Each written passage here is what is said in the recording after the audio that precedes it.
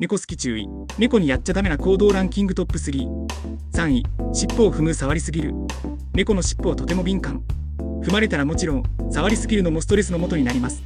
尻尾を振っていたら、イライラしているサインかもしれませんよ。2、寝ているところを無理に起こす。猫の睡眠はとても大切。1日のうち14から16時間も寝る彼らにとって、睡眠妨害は大敵です。気持ちよく寝ているときはそっとしておいてあげましょうね。1、目をじっと見つめる。愛情表現のつもりで見つめても、猫にとっては威嚇に感じることがあるんです。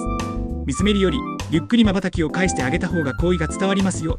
思わずやってしまってた行動、ありましたか？コメント欄で気づいたことを教えてくださいね。